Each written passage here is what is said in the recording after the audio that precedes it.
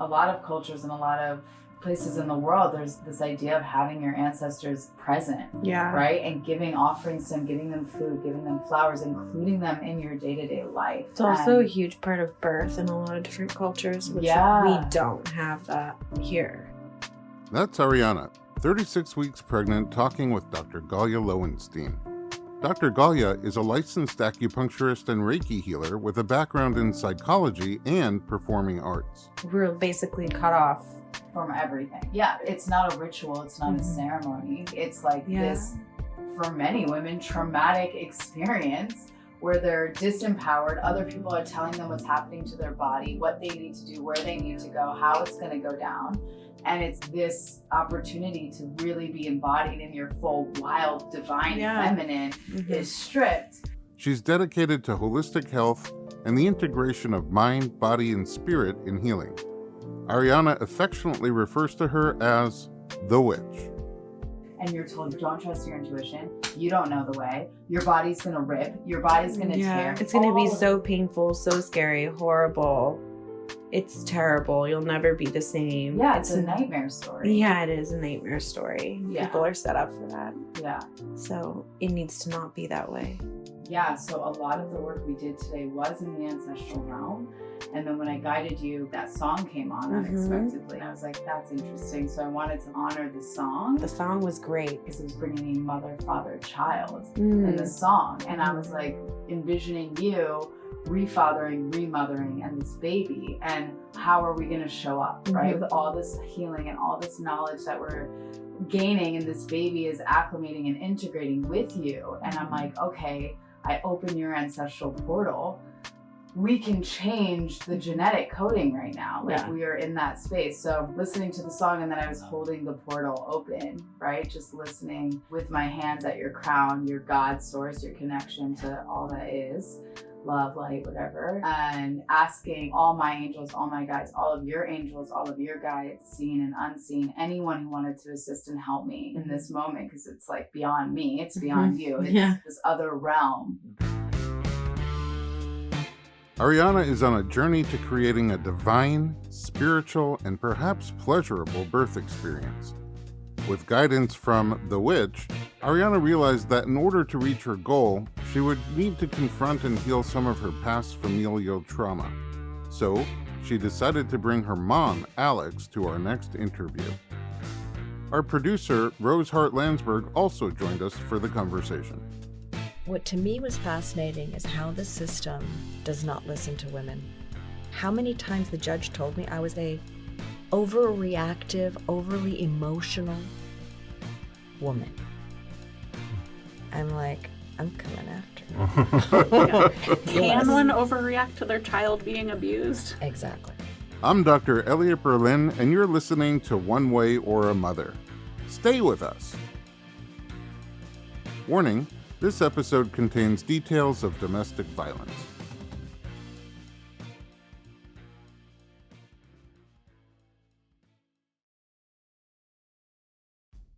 Alex Lyons was born and grew up in former Yugoslavia and immigrated to the United States when she was a young teenager.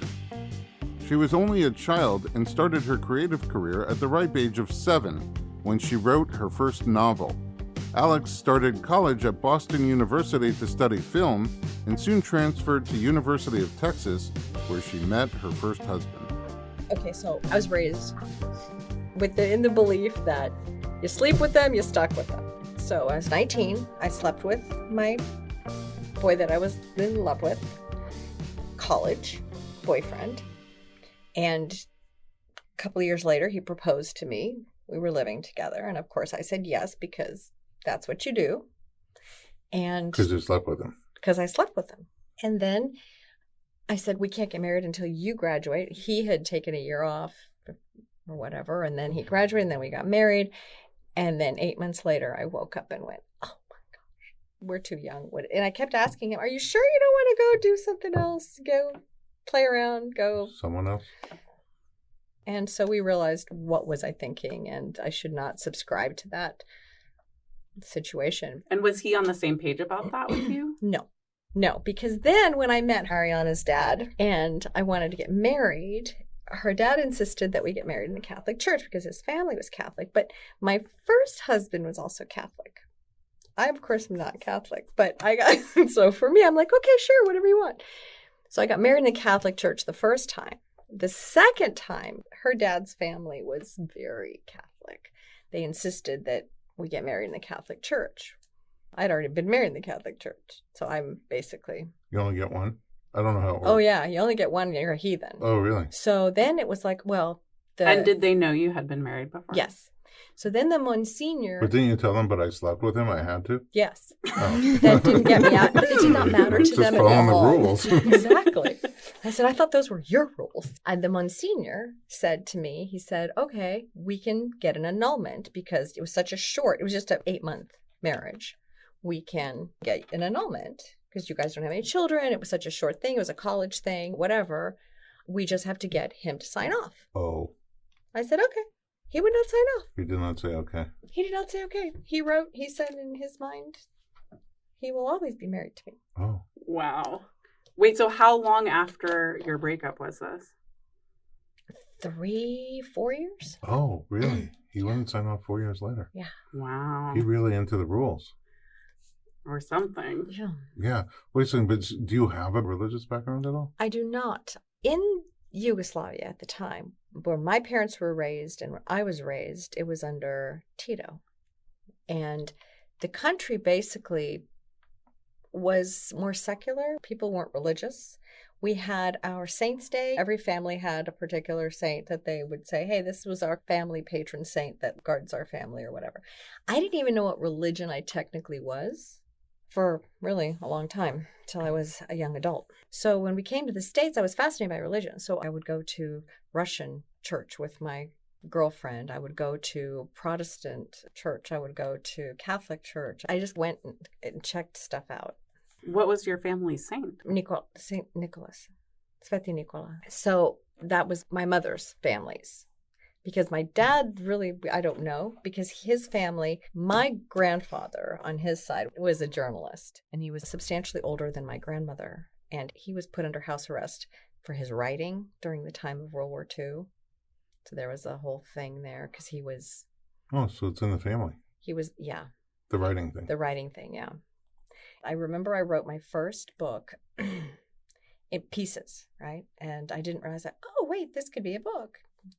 And then, I put it together as a book. And then I started my second novel when I was pregnant with Arianna. And it was flowing and this and this, things were happening. And then I was writing it at night after she was born. She was a little baby. And I was just, after she was going to bed, I would write 2 hours at night. And even after I finished that book, what's funny is like later, years later, when people would talk to me about it, I noticed how there were elements in there that were almost foreshadowed, like that I almost foresaw certain things where like, well, wait a minute, that actually happened to me. After you wrote it? After I wrote it. How was pregnancy? How was her birth? My pregnancy was actually, from a physical standpoint, awesome. Okay. I felt very fortunate. My only symptom throughout the first, really up until the very last kind of month where things got swelling, I was having a little acid reflux, that kind of stuff. But really the only thing that I had was I would get tired in the afternoons. So about between 2 and 3 o'clock, I would literally fall asleep no matter where I was. I'd be just done. What were you up to in life at that point?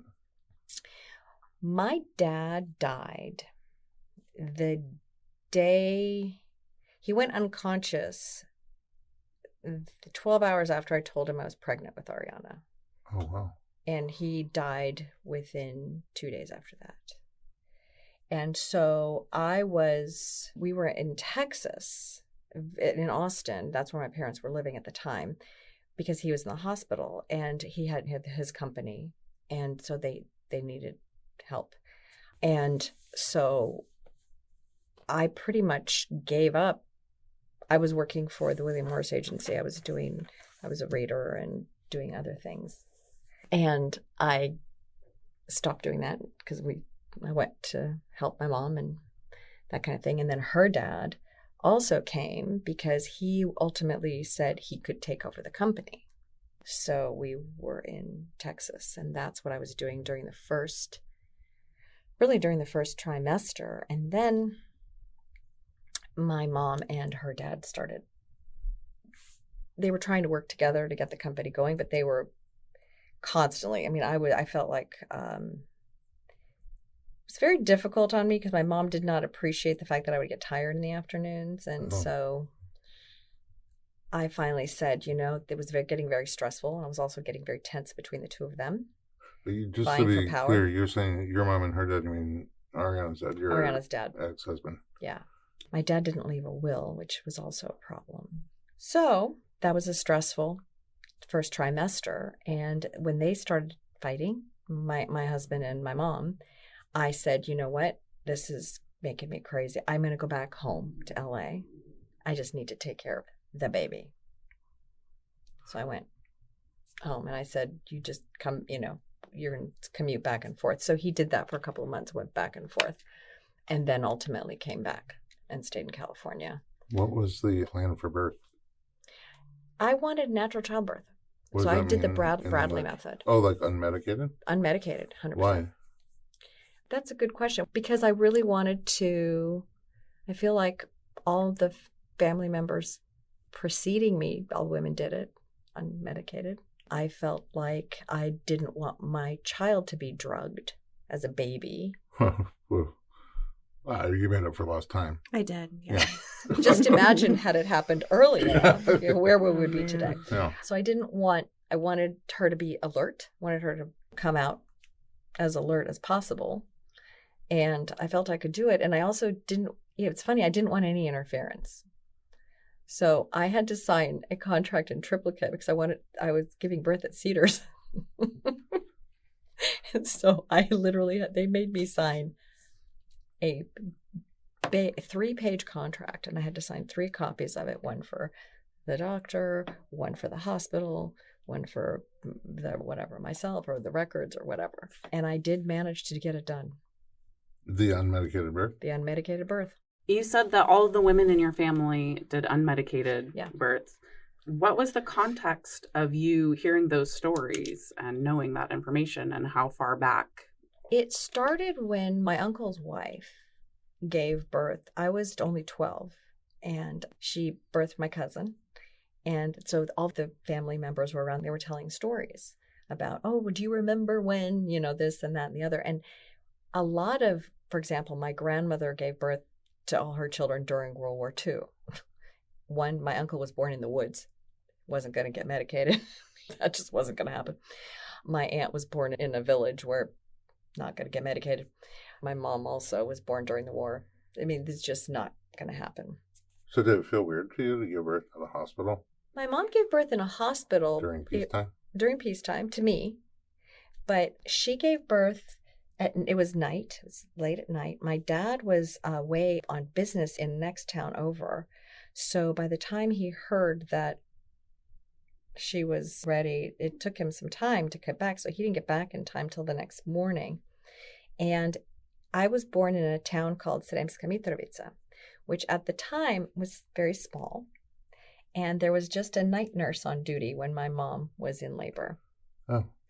So, it happens. And you're an only child. Yes. What was that like for you? I feel like I begged for a brother or sister for a while, like when I was little, and I didn't care. What was that like when she was begging for a brother or sister? Well, I had initially wanted to have more children, but her dad was unemployed much of the time. Oh, so he didn't take over the company or whatever? Run the home? That's a whole other story for a whole other podcast. Okay. No. So he was unemployed. He was unemployed for the majority of our marriage, and I had to work. So I couldn't have another child and not... because otherwise you have to have either finances or time to take care of infants.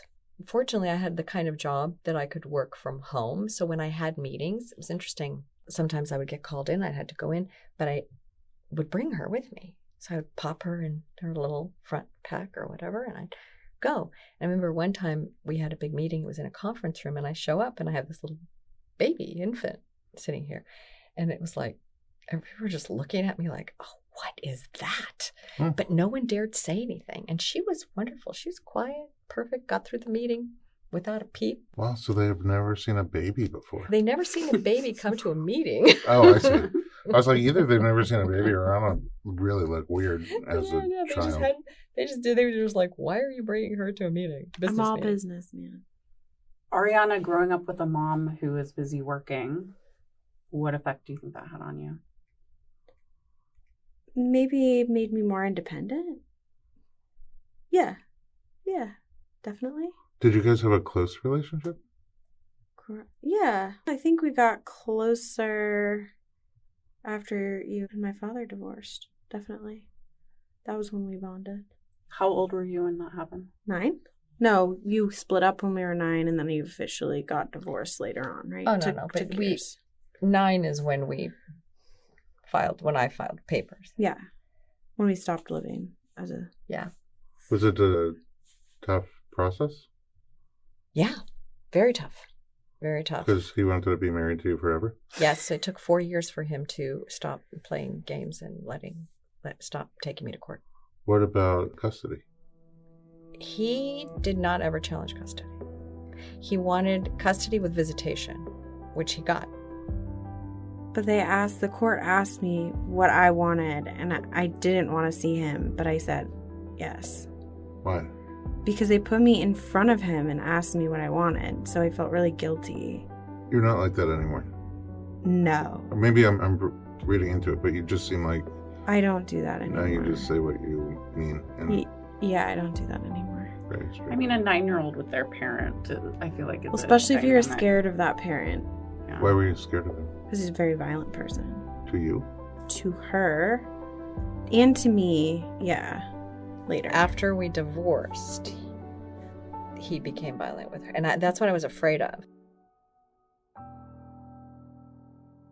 We'll be right back.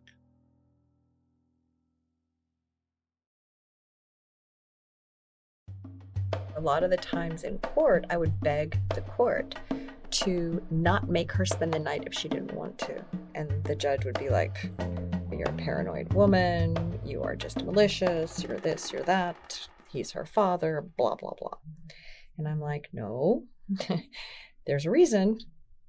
Let her make the choice. And there was an incident. It's interesting because he was making threats. And so when I asked the court for that, they said no. And then I said to the judge, I said, if anything happens, it's on you. And I told the judge that. I said, it's on you. Because I just have a feeling. I just know it's happening. I could feel it. I could feel that thing. And 2 weeks later, when she was at his house, that was the night that he, It was the morning. Well, it was also had to do with religion, which was so weird. I don't understand. My father decided that he would be Christian and join this church after they separated, and he was living on his own. So he joined his church, and that was fine and all good. And I spent every other weekend with him. And so he would ask me to go to church with him. I would go to church with him. And I thought it was really weird. I mean, I love new experiences. So I was like, I just thought it didn't feel right to me. This is just bizarre space. I didn't like the people. I was just like not vibing with it. But I went anyways for 2 years. So every other weekend for 2 years, I went with him. That's 56 times. That's something like that. Yeah. Is that a deck of cards? Maybe it's 52 times. That's a lot. That's a lot of times. And then one day I was like, you know what? I would love to just sleep today. Like maybe you can go and I just can stay home and sleep. I'm so tired. And then we'll just maybe get food after. And he freaked out after I said I don't want to go. He freaked out and then physically abused me. And he treated me like I was a child again. Like he pulled down my pants and spanked me and then brought out a belt and threatened to whip me. And at that point, I ran out of his house or his apartment and he grabbed me by the hair and pulled me back inside. And then he basically dragged me to church in my pajamas. And I was sobbing, snotting. It was disgusting. I was obviously shaken up. Terrorized. And everyone just smiled at me at church. So they didn't even say are you okay? How old were you at this point? 13. That's what I was wondering. It was a fundamentalist church. 13. So everyone was just like, hi, it's so great to see you. Wow. And I was like, what?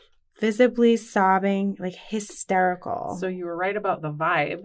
Yeah, the vibe was off for me. Like, not my vibe. They didn't get me. Wow. It's just weird that your mom wore you to a business meeting and everybody was like freaked out, and then you got dragged into a church sobbing in your pajamas and snotting, which is usually a giveaway. Yeah. And they were just like, hey, what's up? Yeah. Let's put the fun in fundamental. Bizarre. So after that, then I went back to court. Same judge? Oh, yeah. And? The judge gave me everything I wanted. Apology? I said, no. Oh, almost everything I wanted. Yeah. I'm so sorry. It's okay. I was like... For both of you, really. Yeah. Because I know you wanted to protect her. I did. What to me was fascinating is how the system does not listen to women. There's so often, it's fascinating. It's like how many times the judge told me I was a overreactive, overly emotional woman. I'm like, I'm coming after you. Can one overreact to their child being abused? Exactly. And so what kind of effect did that relationship with your dad have on your relationship with boys and men going forward? Oh, I definitely worked out all of my daddy issues on my boyfriends, like for sure. Yeah, I dated really masculine artists that had similar qualities as him. You also had a confrontation with your dad after this happened, and there was a time that we had basically said, you're not ever spending the night. You're not going back there, period. Done. That's over. And he called, and she answered the phone, and he said, why don't you want to come over, da-da-da. And she goes, you talk to me. And it was a really interesting moment as a parent. I was like, I wanted to protect her and not have to have her deal with this. But then I just was like, hold on a second. And I looked at her and I said, you need to tell your dad how you feel, why this is happening, what he did to you. I think it's better if you tell him. So she took the phone and she's just sobbing, and I wanted to give her space. So I went around the wall and sat on the stairs and listening. And it was the hardest thing to do, but she did it. I wanted her to feel empowered, that she had the power to stand up for herself, because this was her betrayal, her incident, her violation. Arianna's path to a transformative birth experience reveals how the shadows of our past, both personal and ancestral, subtly persist in the present and influence our experiences. Under the expertise of Dr. Galia, the witch, who specializes in revealing and healing deep-seated traumas, Arianna has started to unravel the complex emotions and dynamics within her immediate family. They now venture further into the depths of ancestral memories and traumas trapped in Arianna's body. Oh, I didn't tell you that the witch said that she found secrets in my body. She said the matriarchal line has secrets. There are so many secrets in your body. That is what you feel in your body. Because I said, what fresh hell lives in my feet? I feel tragedy. I feel like a horrible tragedy. When you touched my sacrum and the bottom of my foot, I felt this just sense of horror and tragedy come waves and waves over me. This process is more than simply confronting the past. It's a journey towards reclaiming control and empowerment for Arianna's impending labor. By courageously facing these concealed histories, Arianna aims to free herself from their hold, setting the stage for a birth experience that empowers and heals, impacting her and future generations. And I told her, I was like, what the hell was that? And she said, you have some serious secrets happening. I don't know whose secrets they are. How do you access the secrets? And that's why Alex is here. And that's why you're here. Yeah. Pretty much, yeah. My mom was very private, but here's the other interesting thing. She would talk generally because there's that European aesthetic, and my dad was also very open. We would have a magazine with women with breasts showing, at the, an art thing. It was never an issue. Like, the body was the body. There wasn't anything prudish about it. People had sex. There wasn't a thing about it. When it came, it was just a normal part of life. But when it came to my mom personally, then it was like walls. She was extremely private, and she always wanted to make sure that everyone knew that everything was perfect. Oh. So for her, she didn't have Instagram. She could have. It was very important that just posted everything perfect. Yeah, that everything was perfect, that her relationship with her, that everything was okay with her, that she was always fine. Did that put pressure on you Yeah. for things to be perfect? Hugely, constantly. Where do you think that came from for her? My grandfather was in the military. He was very much of a taskmaster, and she was the oldest child in her family. And she was she had to be responsible. Like, when her mom was sick, with bleeding out or whatever was happening, because it was during the war, they were constantly on the run when my mom was little. So she was tasked with being an adult very quickly. Mm. And I think and if she would make a mistake, she would be punished. She was sacrificed. Well, then she was sacrificed during World War II. When they were living, my grandmother had just birthed my aunt, who was her youngest baby. So it was my mom, my uncle, and my aunt in that order of birth. My mom was 4 years old. So they were living in this house, and the sirens went off in town, which said that the Nazis are coming. They always had a system where the people went, so which means hide. Find shelter, because they're either going to bomb, they're coming. So there was a cellar in the house, and my grandmother knew that if they all went into the cellar and the soldiers came through, they would search everything, including the cellar, and they'd find them and probably kill them all. So she said to my mom, she said, "You're going to stay here in the kitchen. When the soldiers come, you're going to tell them that your mom and your brother and sister are at the market, and they should be back any minute. And you're going to offer them coffee." And that was Turkish coffee. So my mom, at 4 years old, 2 soldiers came in, and she told them that, and she made them Turkish coffee. And they sat there, they drank their coffee, and one guy took a knife, put it up to her, was going to slit her throat, and the other guy said, "You know what, she's a little, they're clearly not, we missed them, let's go see if we can find them on the way." And they left her. Oh. So she had to grow up really fast. Yeah. So I think there's a lot of walls that my mom created. Arianna believes that birth doesn't have to follow the status quo. Her efforts to break down the barriers between herself and a positive labor experience echo the work her mother, Alex, did in dismantling the walls of silence and complacency built by her own mother during a life ravaged by the trauma of war. When we think of birth prep, we usually think of breath work and stretching, but these powerful women show what digging deeper can do. Will this work be a key piece in Arianna's quest for a positive labor and birth? Will the down barriers create a space for her new baby to emerge in calm and comfort? In the next episode of One Way or a Mother, Arianna continues to build her toolkit for birth number 2 and learns how birth can, in fact, be pleasurable.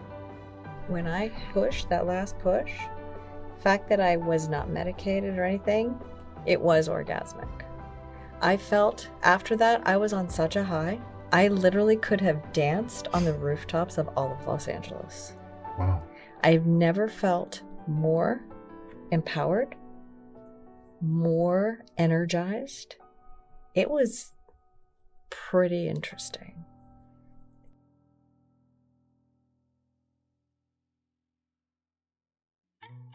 Creator, producer, writer, and a host of One Way or a Mother is Dr. Elliot Berlin, D.C. Rose Hart-Landsberg and Natalie Pulvino are the writers and producers. Paul Greenberg is the consulting producer.